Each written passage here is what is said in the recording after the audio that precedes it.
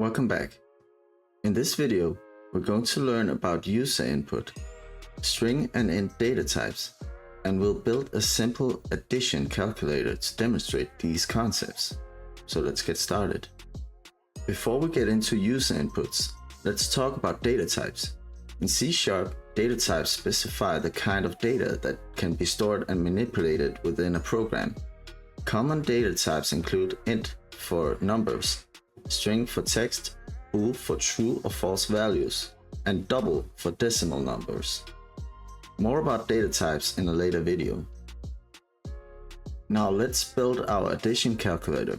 We'll follow these steps: get user inputs, store the data, convert data types, perform the addition, and display the result. So make a new console app with top level statement, and then we'll follow these steps.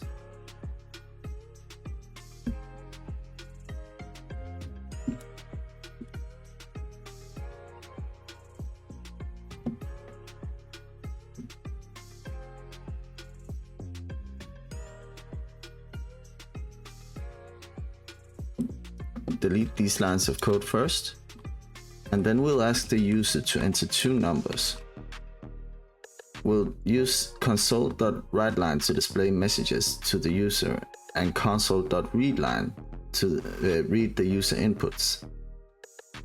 Console.writeLine displays text to the console, and console.readLine waits for the user to enter some text and press enter.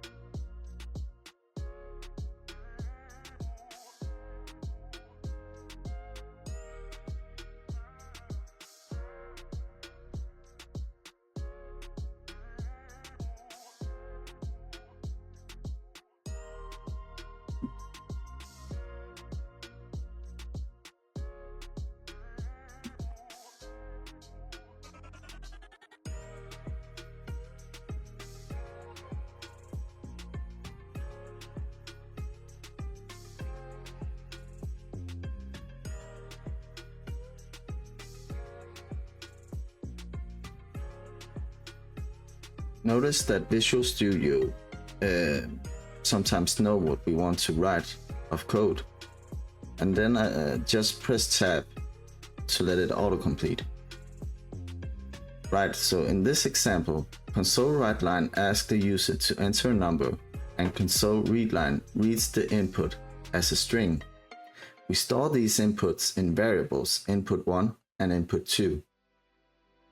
Since console.readLine returns a string, we need to convert these strings to numbers so we can perform arithmetic operations.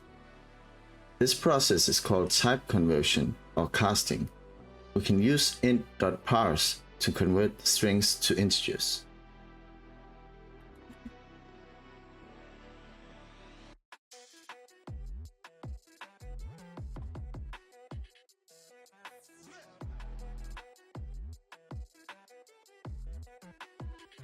Here, int.parse input1 converts the string input1 to an integer and stores it in number 1. We do the same for input2. Now let's add the two numbers together.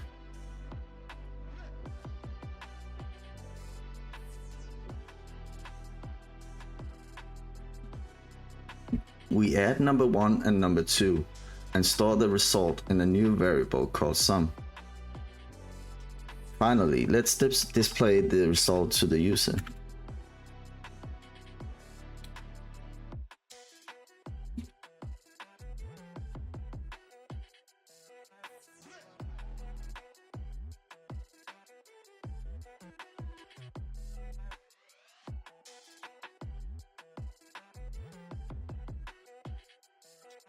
Here,